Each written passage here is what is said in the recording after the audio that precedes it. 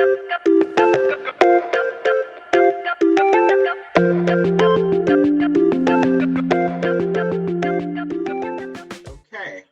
So again, welcome tonight. We're really excited for tonight and our event.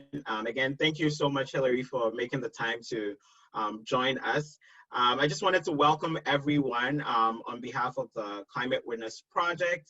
We just wanted to welcome you and thank you for taking some time out of your schedule to meet with us and engage with Hilary Scholten, who is our Democratic nominee for Michigan's 3rd Congressional District.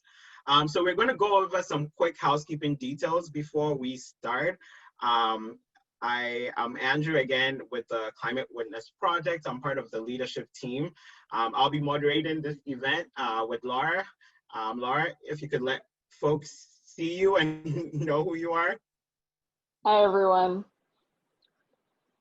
Okay. So we will be doing this together, but before we just make sure you're muted. Okay. So before we start, just again wanted to go over some housekeeping details and give a sense of how we hope the evening goes. And so we would open up with some introductions from Hilary briefly. We have some brief moderated questions for her, and then we really want to open it up to you all to be able to ask your questions. And as we get to the Q&A portion, feel free to unmute yourself and ask your question, or you can use the chat box for that. So that's sort of the outline of our evening. I wanted to go over brief online guidelines for our meeting tonight to make sure that we are all on the same page. These are guidelines that we want to set the tone for our conversation. So I'm just briefly going to go through that before we start here. So we obviously want to make sure that we stay on topic on what we're discussing here, which is the climate crisis. So your questions should directly relate to the original purpose of our gathering. We want your question to be concise and easy to follow when we get to the Q&A portion. We also hope that your questions are polite and respectful in tone and language. We want to avoid any domination of the discussion, arguing back and forth. If you have more things you'd like to say, I'm sure Hilary and her team would be more than happy to engage with you at another time. So I'm sure she would share ways that you can connect with her. And also, we want to make sure that we avoid any derogatory remarks or personal comments about our guests tonight and other candidates. We also want to make sure that our questions and interactions do not undermine the church and its ministries, but constructive criticism is always welcome. So again, we wanted to make sure that this is something that everyone is on board with before we start. Any questions on that? I'm sure there are no questions on that, but just wanted to make sure everyone is on the same page with that. Okay, great. So like we said, we are excited to have this voter engagement with Hilary, but before we wanted to start, we wanted to just really put this into perspective in terms of why we care about this, in terms of why the Christian Reformed Church cares about this issue and why we have so many people online right now who are willing to engage on this issue. So if you're not familiar with the Christian Reformed Church or the Climate Witness Project, we have a synodical mandate that really guides the work that we do, and that really shapes what we do in our work. And I just wanted to read a brief line from the synodical mandate that really shapes what we do. And you can find all this information on our website, but our synodical mandate on the climate crisis can be summed up in a lot of ways, but can be summed up in this line, which says, human-induced climate change is an ethical, social justice, moral, and religious issue. And so this is something that we really care about, and we want to know that it's not in the abstract. This is something that we have said ourselves as people of faith that this is a pro-life issue for us. And so we want to contextualize that. And as we clearly see what's happening on the West Coast right now, with the wildfires, as we've seen what has been happening here, right here in the Midwest, in Michigan, there are so many examples of why we care about this issue. And that's why we want to engage our prospective elected officials to be able to really engage on this issue. So we wanted to put that out there for everyone to be able to understand. We'll have more to say when we are wrapping up about the Climate Witness Project, if you've not heard more about that. But for now, we wanted to set the tone for that. So, okay, I think that's just, let me double check that covered all our other housekeeping details before we move on to our questions. Okay, I think I covered that. So yeah, over to you, Hilary, if you could introduce yourself to our group this evening, and yeah, just tell us a little bit about yourself and some ideas you have around the climate crisis before we get into our questions. So over to you. Absolutely. Thank you so much for having me here tonight, for putting this forum on.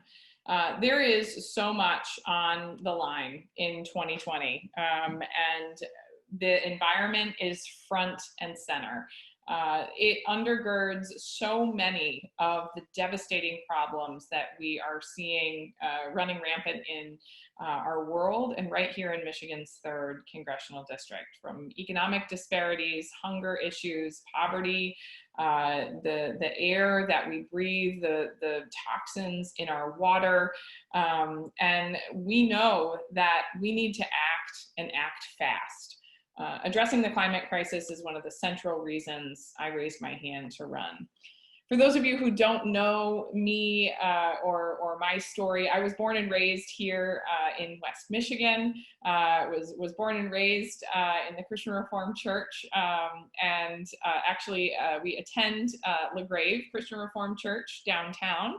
I raised my hand to run because as a mom, a civil rights attorney, a Christian, everything I care about is on the line in 2020. This is so deeply important. Growing up, I wasn't raised in an overly political home, but a home that was deeply focused on service and giving back to our community. My mom was a Grand Rapids public school teacher, and it was really her early example that showed me just how unjust so many of our systems are. Seeing the kids that she worked with at a pretty high poverty elementary school here in Grand Rapids, working hard, playing by the rules, still not getting ahead, inspired me to want to commit my life over to public service as well. I became a social worker and later a public interest lawyer. And now I'm running for Congress to continue that public service as a representative for Michigan's 3rd congressional district. As a Christian Reformed Church tradition, we know that creation care is of the utmost importance. Our creation is an immense gift that we should be working on to steward as good stewards of the earth, and working to create laws that shape and protect this creation is a vital extension of my faith. I was reminded of a quote Barack Obama used, which is, you know, I can sit and pray all I want, but my faith has no meaning until I start putting it into action. And for me, that's what it means to be running for Congress right now, is to make sure that we are doing all we can to protect this most precious creation. Being located here in Michigan especially, it is of vital importance that we work so hard to protect our Great Lakes, our rivers and streams, and our air quality. As Andrew mentioned, you know, the fires out west are impacting us here as well. You know, last week, it was the first 3 or 4 days of the week that I couldn't see the sun because of the smoke cover from the fires out west. Pollution in our air and in our waters and streams doesn't know geographic boundaries. In Congress, I will work to protect our water from dangerous lead in our water supply to toxic PFAS chemicals polluting the northern region and the southern region of this district. Michiganders know what can happen when our water supply is tainted. It's so important that we elect officials who are going to put the interest of our environment and individuals before corporations. That means holding corporations accountable when they pollute our waters. They're the ones who are cleaning up the mess, not taxpayers. I'll fight to curb the climate crisis. Climate change is an economic and national security threat, as well as, for all the reasons we mentioned, one of deep moral consequence as well. The United States cannot turn its back on the rest of the world as they all fight to address this. Rejoining the Paris Climate Accords is a top priority of mine, and I will push to make sure that is agenda item #1 for any new administration.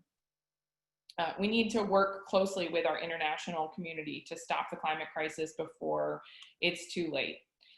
Finally, as we work to rebuild our economy in the wake of COVID-19, it is so important that we look to have a cleaner, greener restart. There are abundant opportunities to grow our economy in the green sector, from manufacturing jobs to highly developed jobs looking at research and development and design. We know that we can bring those jobs here to the United States and right here in Michigan's 3rd congressional district, and transfer our energy sources from high polluting carbon sources to stronger, cleaner, greener energy sources like wind and solar and even safe nuclear. We know that if we invest in these infrastructures now, it becomes cheaper, faster, and we can disseminate these clean energy sources at a more rapid rate across the district. These are just some of the things that I'll prioritize in Congress. I really look forward to hearing more of your questions. I know we have a number of these. This is an issue I'm obviously very passionate about, and I could talk all night, but I want to hear what's motivating you all to come to the polls on the climate issue in particular in 2020. Great, awesome. Thank you so much, Hilary. Before I turn it over to Laura with our brief questions and then open it up to our audience, I did forget one little housekeeping detail, which is we are also having the same forum, a similar forum with the Republican nominee for Michigan's 3rd Congressional District, Peter Meyer, and this will be next week, Tuesday, September 29th at 8 p.m. So that is one detail I forgot, and I'm glad I remembered that. So over to you, Laura, with our brief questions, and then we'll open it up to our partners. Thank you, Andrew. Thank you, Hilary. For those of you coming late, my name is Laura. I'm also part of the CWP leadership team. And yeah, you've kind of answered some of our questions, but I just wanted to kind of learn more about your position on the climate crisis, but also who you are as a person. Mm-hmm. And I think let's jump into the first question. This, I think, will resonate with a lot of people, but as people of faith, I think we have, as you mentioned, a unique position on the climate crisis. Could you expand more on how you see your faith inform your position? Yeah. You know, my faith informs everything I do. Like probably so many on the call, it is, you know, the first focus of my day in the morning. I can't make it through a day if I'm not starting the day in prayer, focusing my attention on how I can be the best hands and feet of doing God's work here on earth. And you know, that's why I raised my hand to run for Congress. I've served as a social worker, an attorney in the Department of Justice, and as a public interest lawyer here in our community for the last several years. It's something that reminds me that, I'm not beholden to any special interests. I'm not beholden to a party line. Ultimately, I'm responsible and only accountable to God.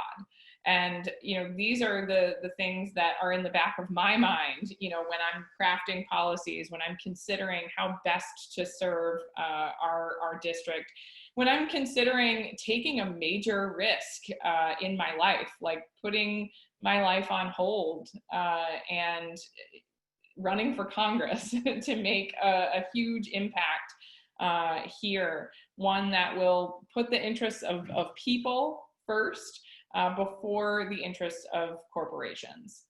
And I was just singing the hymn "Wherever He Leads, I'll Go" earlier this morning. I do actually love to sing, Andrew, and I'm not saying no to singing, just not right now. Maybe at the end. Maybe at the end. But that's just a hymn that has deeply resonated with me, and listening to God's call in my life right now, and what that means for what I need to be doing at this critical crossroads in 2020. And the climate crisis puts all of this in center focus. Last night, the devotions for the kids, we were reading the creation story, and it just happened in their devotional that we were reading, and I thought, how perfect for this forum that I'm about to do tomorrow night. And just reminded of how important, how central it is to our core set of beliefs that we were entrusted with this earth to care for it and do good to it. So it really is a foundational principle that drives me forward. Thank you. Yeah, I think a lot of us resonate with that, and I agree. It's foundational to everything we do, our faith. So the second question that I have for you is, with the climate crisis, recently with the fires in our West Coast, the frequency and intensity that is heightening with tornadoes, I think a lot of people are responding with different levels of government that should respond to climate crisis. And personally, I think I resonate with you when you said that we need a federal level action. Could you expand more on how you see the federal government in respect to the climate crisis, and if you should be elected, how you see yourself in that role? Yeah, I think it is crucially important, actually, that the federal government partner with the private sector in developing green technology, in combating the climate crisis. We know that businesses and government have to work hand in hand. I think a crucial question that will come into focus this election, and it sounds like you'll hear from my opponent as well. I'm glad you'll have a chance to hear for yourselves, some of the differences. But we've already had a chance to sort of hash out some of our differences, and one thing that I think is a fundamental point of disagreement is that I believe that the government is a representation of the people, and the individuals who should be making the decisions about our climate are, not private corporate boards and market driven corporations who are only looking out for the bottom line, but elected officials who are responsible to their constituents. And so I believe that means the federal government needs to have a crucial role in driving the climate agenda. Again, it goes without saying that we need to partner with the private sector here to make sure that we have, the best, most advanced technology. But ultimately, we need to address this climate crisis with the urgency it demands, not the urgency that big coal and big oil says that it deserves, because there's a conflict of interest there when it comes to their bottom line. But the people are looking out for their children, my children, our future generations. And so I believe that it's imperative that, we as elected representatives move this issue of addressing the climate crisis forward, again, with the urgency that it demands. That means holding corporations accountable, setting limits on carbon standards and carbon emissions, and investing in critical infrastructure to help get cleaner, greener energy sources online as fast as possible. It has an exponential benefit when these technologies are developed faster. We know that the more we have wind and solar, the cheaper and more accessible it becomes for individual homes to utilize these alternative energy sources. And I think to get over that initial hump, we need investments from the federal government. And those are some of the spending priorities that I would put first as a representative in Congress. Thank you. Thank you. Thank you for that. And I'm sure we'll probably get more into that as people come with their questions, because I think, yeah, it's something that you're getting at about how people sort of put some false dichotomies of like choosing the environment and the economy, and how we can sort of bridge that together, that it's not an either or situation, that it's both, it's an and. So I'm sure that's something that most folks would love to hear. And thanks for talking about that, Hilary. So, so we are going to open it up for questions from you all. Again, please remember our guidelines that we went over at the beginning. If you want to ask a question, please feel free to unmute, introduce yourself briefly, and then you can go straight to your question to Hilary. So please feel free to also use the chat box if you want to just put your question directly there. We'll make sure that is read out. But yeah, the floor is open for questions for Hilary. And if there's that awkward silence, then Hilary would definitely have to sing for us. So let's Okay, I see a question in the chat from Marissa, which says, "I'll be interested in hearing your thoughts on the Green New Deal." Yeah, it's obviously one that we get asked quite a bit. I support a comprehensive plan to addressing the climate crisis. It is going to take a lot of different moving parts to fully address this, but I don't support the Green New Deal wholesale, and here's why. One, I think that the Green New Deal set out unrealistic timetables for addressing the climate crisis. I think that setting a standard of getting the entire United States to a place of carbon neutrality faster than the state of California believed that it could get there really signaled to a lot of people that, this wasn't a real proposal. That's what I have heard from a lot of Republicans who I know deeply care about the climate crisis and are ready to address it, but they didn't take this bill seriously because they thought that it was just virtue signaling and they weren't setting out real timetables. I'm a practical, solution-oriented problem solver.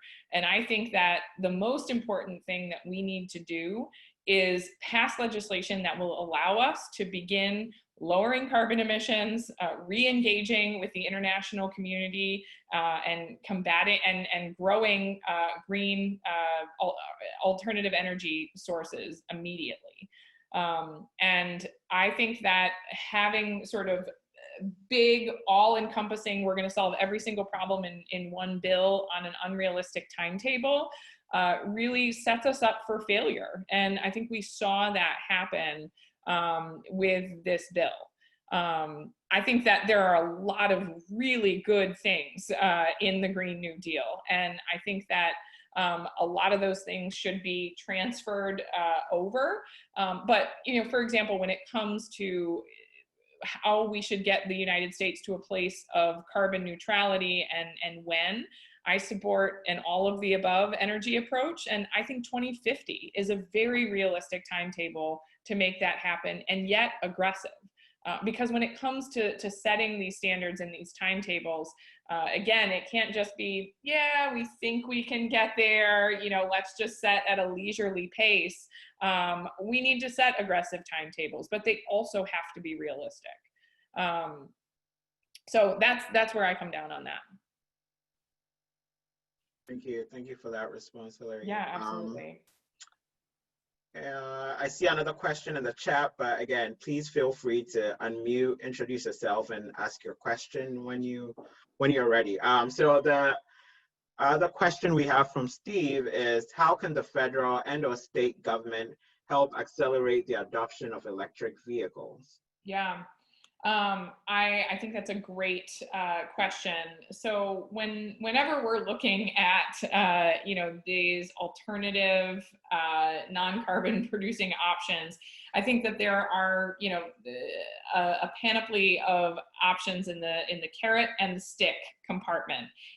Things to incentivize individuals, and also things to hold them accountable. So we can talk about tax benefits for individuals if they're going to purchase electric cars, and also you know, tax consequences for not. I think we have seen the tax benefits, the carrot approaches, being far more effective.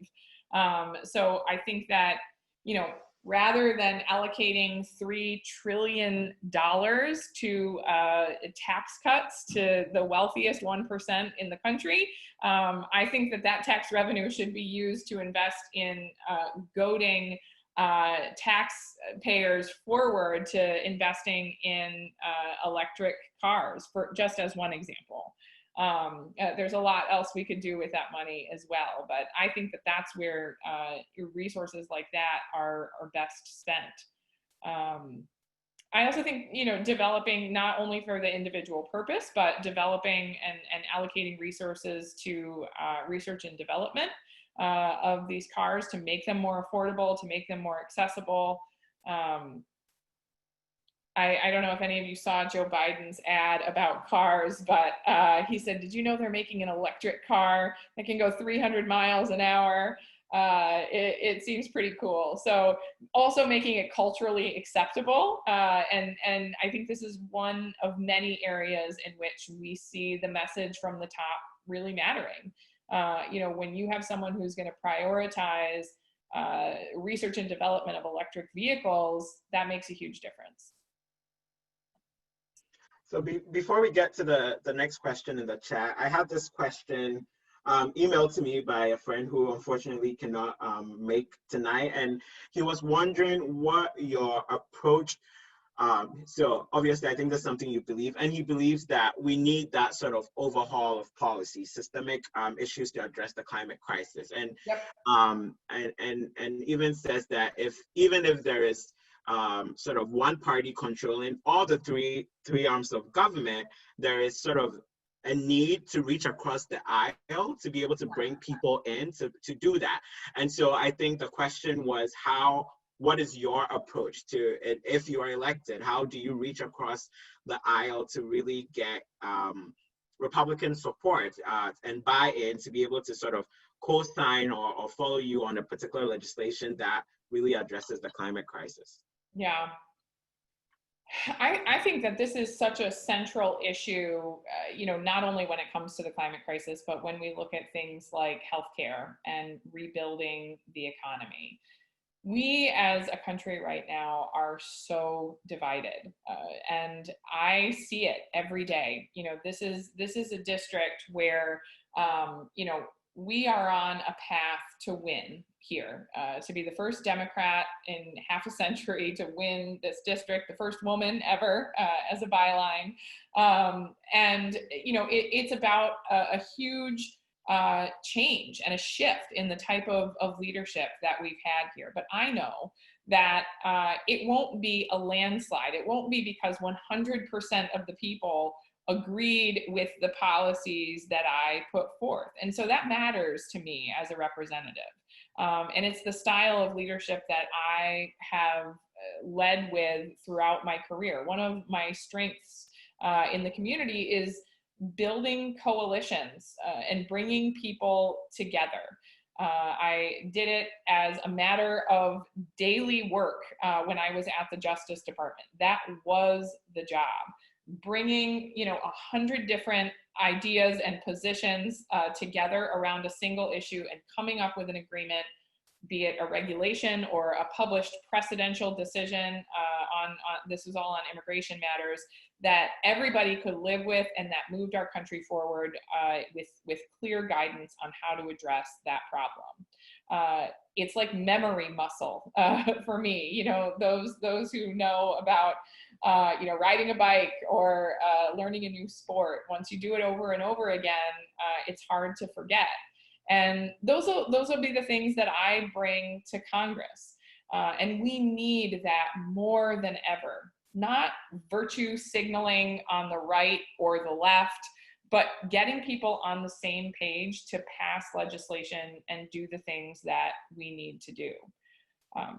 I believe that here in America, we have the skills and technology we need to lead in clean and renewable energy. And I believe that by respectfully re-engaging our world partners on this, we can again take the lead in this area. It is so important to reducing our dependence on foreign sources of energy. All my life, I've been bringing people together, and that is the main reason why I knew that I could do it in Congress. Thank you, Hilary. Here's another question from the chat. So Robert asked, 70% of consumers' energy electricity is from burning fossil fuels.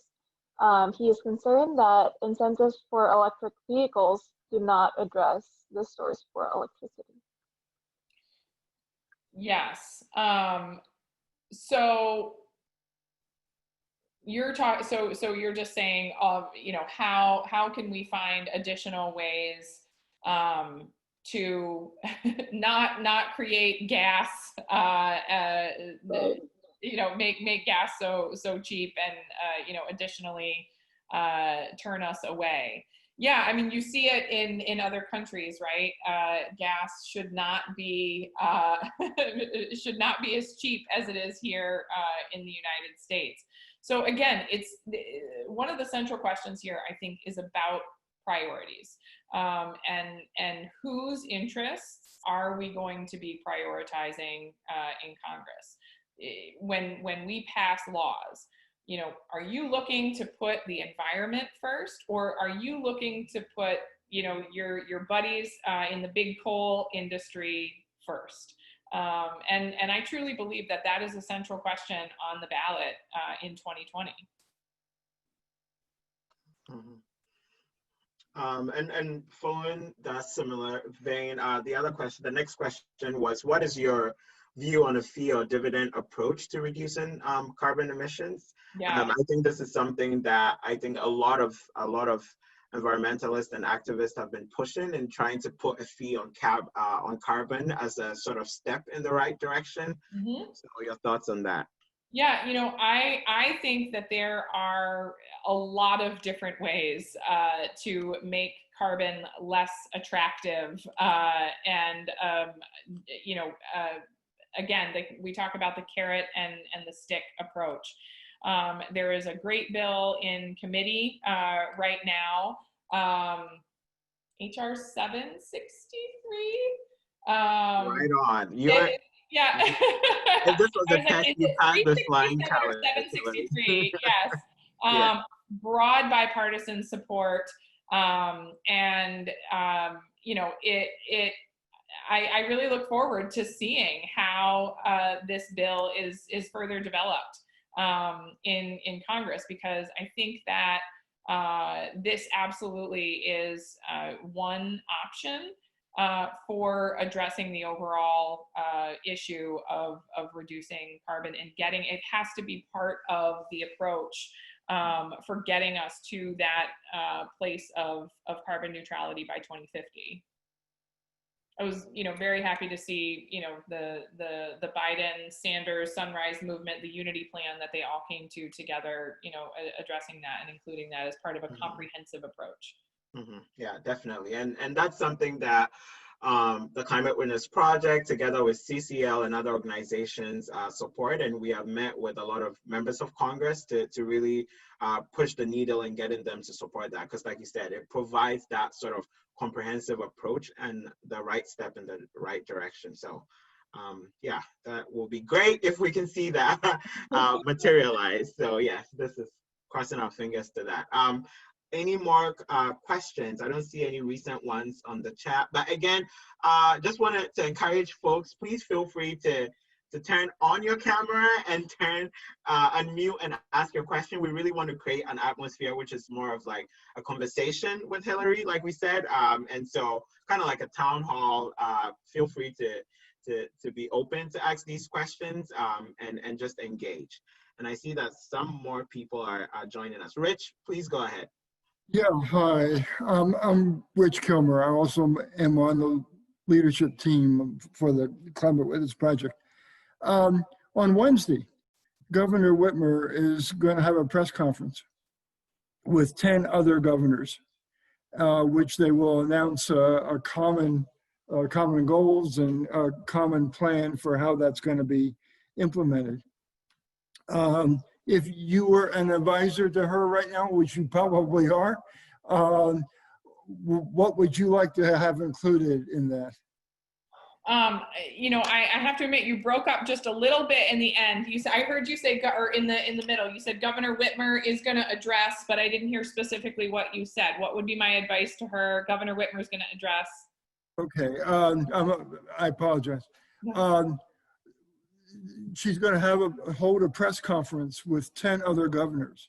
10 other governors, yeah. And they're going to have a common strategy and common goals.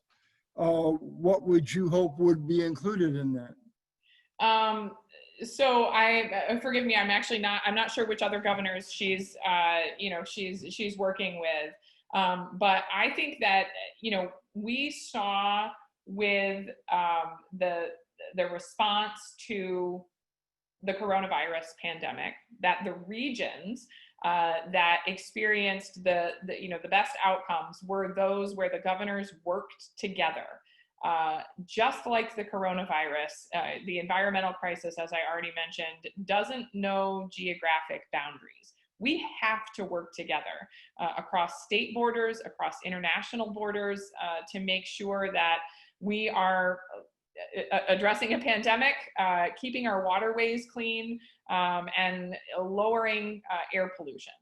So, when I'm assuming this would be a regional collection of governors and addressing things like joint plans to protect the Great Lakes, joint plans on carbon capping, joint plans on how and what types of vehicles we will allow on our roadways and when, and just making sure that across state boundaries, we are going to be working together as a region so that there's not additional competition between the states.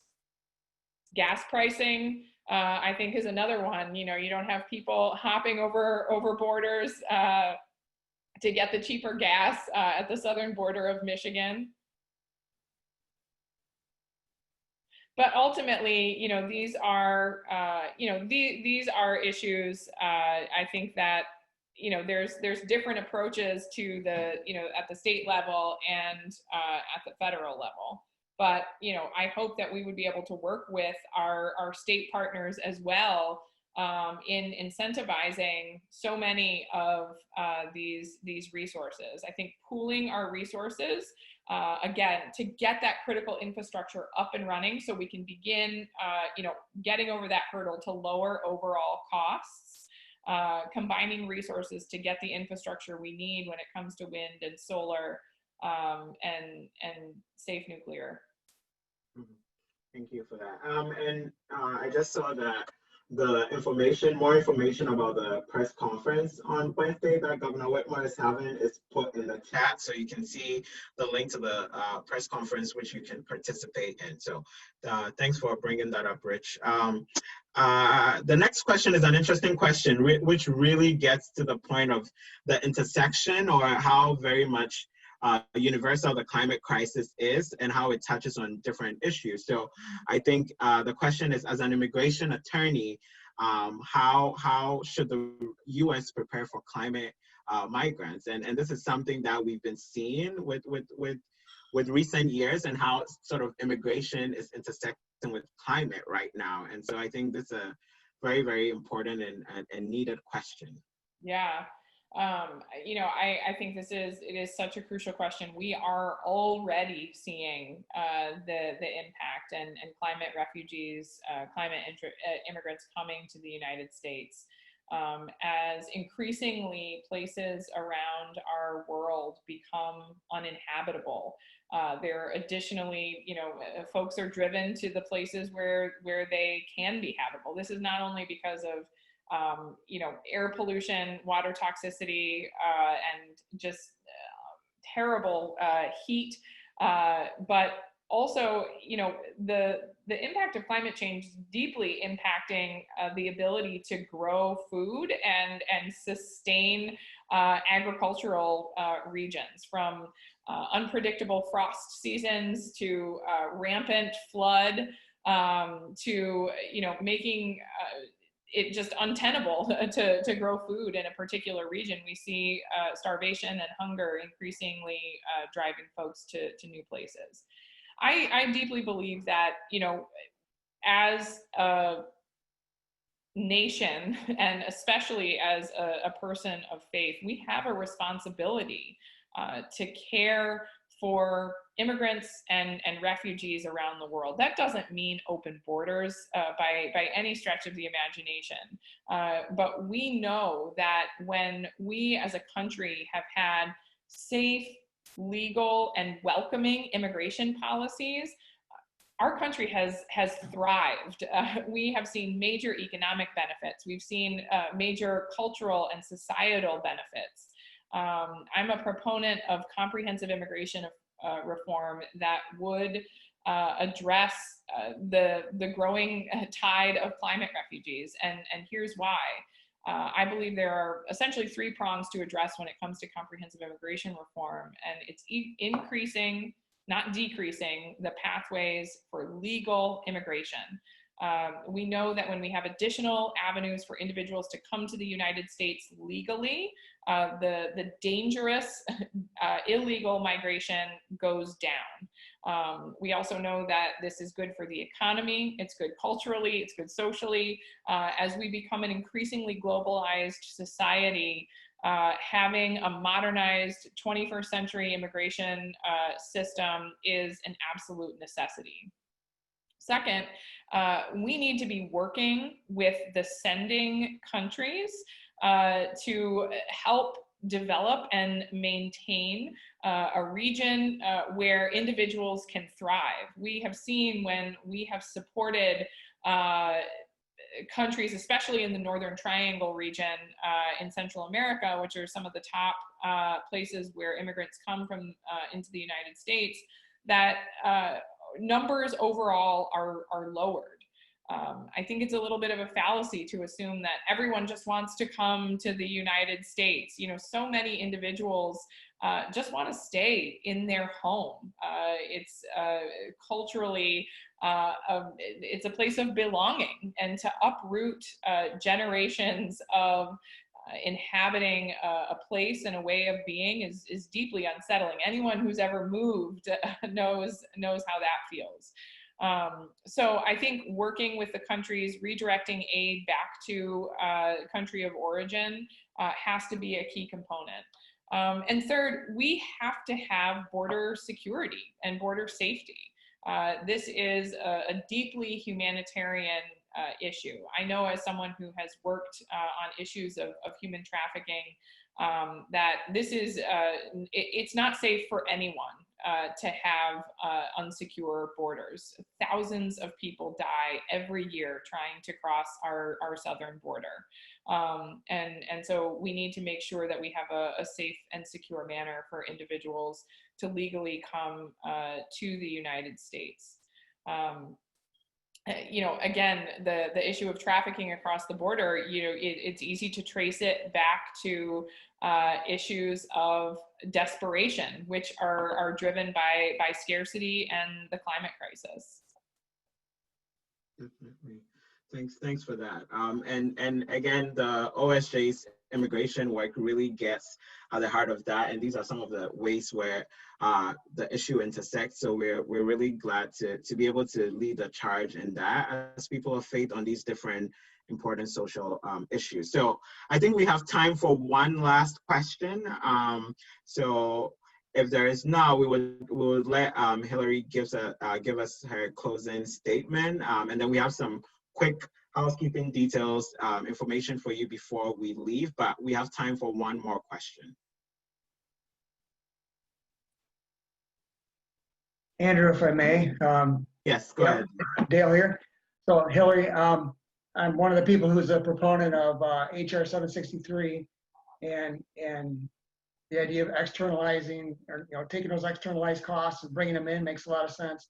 The other piece of it is the dividend piece, which as people of faith, we tend to appreciate because it has a fairly significant progressive aspect to it. Mm-hmm. And that the wealthier tend to pay more because they tend to fly more and be more mobile and all those kind of things. Yeah. I just wondered if that's something that you had an opinion on, kind of the dividend piece of that. Yeah, I think again, this is absolutely, I think a core component of any comprehensive environmental platform that we'll need to address. As a candidate, especially when it comes to issues of the environment and healthcare, there's no end, and people trying to say, is this something you'll vote for or not?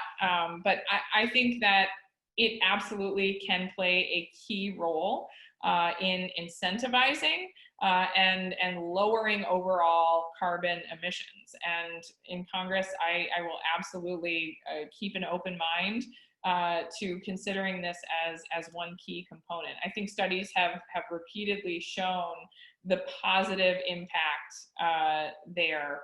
And again, the core value of making the rich and the ultra wealthy, making sure that they are paying their fair share of taxes and being responsible for the additional carbon going into the air. This is a driving principle behind so many of my economic priorities. So, absolutely. Okay. Again, thank you so much, Hilary. We've heard a lot from you, and you've shared things that we particularly care for. And again, the reason why we are putting these forums is that we really want to emphasize the message home that people of faith care about this issue, and we want to hold our elected officials accountable.